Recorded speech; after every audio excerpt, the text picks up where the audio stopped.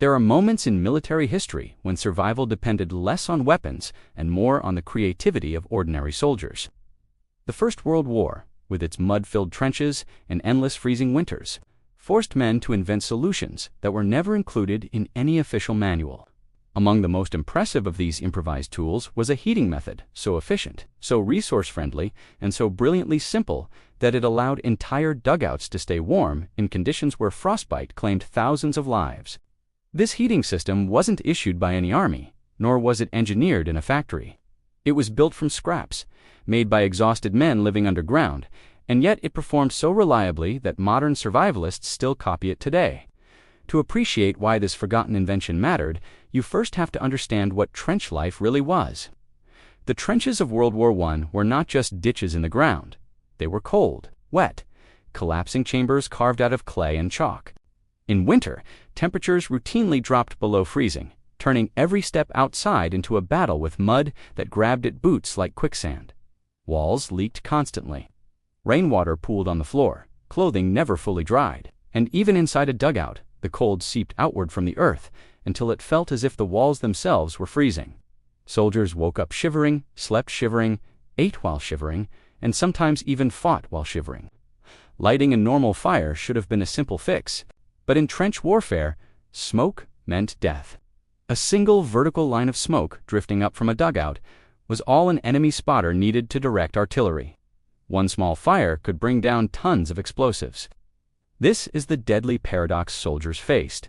They needed heat to stay alive, but getting heat could get them killed. And it was this paradox that inspired one of the most clever survival innovations of the entire war. The solution came in the form of a simple makeshift heater known as the trench brazier. At its core, it was nothing more than a metal container, sometimes an official issue brazier, more often an ammunition, tin, or a ration can filled with burning coal, charcoal, or scavenged wood. But the brazier alone wasn't enough. It still gave off smoke, and it still risked detection. So soldiers experimented. They began adding pipes, short pieces of metal tubing, bits of broken stovepipe, even tightly rolled sheet metal, and attaching these to the brazier as a chimney. It was a primitive design, but the results were extraordinary. By placing a pipe over the top of the burning container, the soldiers unknowingly created a controlled airflow system. As hot gases rose through the chimney, they created a natural upward draft. That rising draft pulled fresh oxygen through small holes punched into the bottom of the brazier. Suddenly, the fire burned hotter, cleaner, and with far less smoke. It didn't smolder. It roared quietly but powerfully, and the small amount of smoke that did escape was pushed through the pipe and released far away from the dugout, often through a trench wall or hidden exit point where it would mix with cold air and become nearly invisible. Some units took this idea even further. Instead of letting the pipe go straight up, they ran it horizontally first, snaking it through the dugout or trench before finally angling it upward. This gave the smoke time to cool before it reached open air. Cool smoke disperses quickly, becoming faint wisps instead of a visible trail. To an enemy plane or artillery observer, it simply vanished. What remained in the dugout, however, was heat-steady, reliable heat, produced by a device made entirely from recycled battlefield scrap. This improvised heating system radically changed daily life. With even a small brazier burning, the temperature in a dugout could rise enough to thaw frozen boots that had stiffened into solid shapes overnight.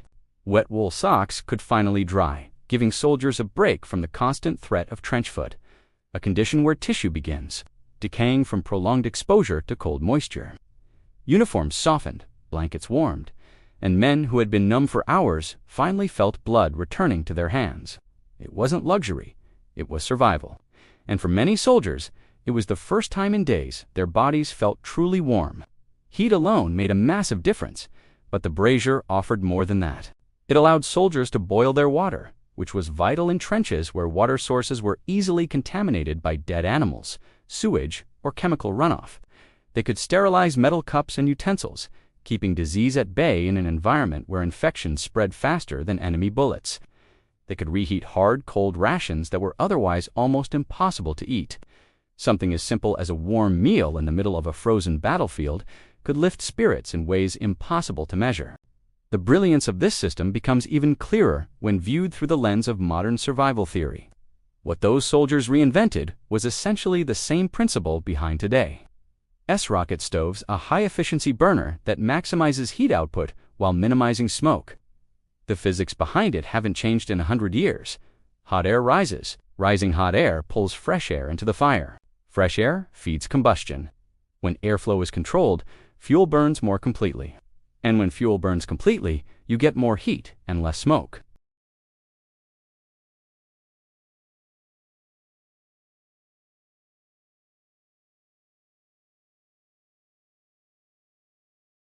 One of the most incredible parts of this story is how accessible this system still is today. You can recreate it with almost nothing. All you need is a metal container, an old paint can, a thick tin, an ammo box, and a small length of pipe.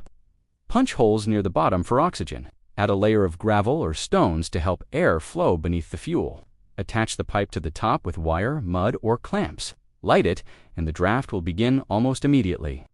Even damp wood, which normally smokes heavily, will burn more steadily under the forced airflow. And if you're using the setup outdoors, in a shelter, or in a survival situation, you can route the pipe horizontally and upward just like the soldiers did, masking the smoke to avoid detection or to keep your campsite discreet. It's easy to think of history as something distant, dusty museum displays or chapters in a schoolbook, but inventions like this remind us that the past is full of knowledge that still applies today. Hunters use similar braziers to warm cold blinds. Ice fishermen rely on draft-assisted heaters in small shacks. Off-grid cabin owners build versions for emergency heat or water sterilization. Reenactors reconstruct them for authenticity. And survivalists, preppers, and homesteaders alike still study the airflow techniques discovered in those trenches. What makes the First World War trench heater remarkable isn't just that it worked. It's that it was created by men who had nothing, no modern tools, no training in thermodynamics, no sheet metal workshops, just scrap metal, wet timber, and desperate necessity. In some ways, it represents the purest form of human innovation, taking whatever the environment gives you and transforming it into something that keeps you alive. In the end, this heating method stands as a quiet piece of battlefield brilliance. It didn't win battles, it didn't change strategy, but it kept men warm in places where warmth was nearly impossible. It protected their health in an environment designed to break them. It gave them a small measure of control in a world that had taken almost everything else away. And today, long after the trenches have collapsed and the front lines have faded back into farmland, the wisdom of that improvised brazier still lives on. If you find value in forgotten techniques like this, methods born not from luxury but from survival, then this story is more than history. It is a reminder that even in the darkest places, innovation thrives. And sometimes, the simplest solutions become the ones that last the longest.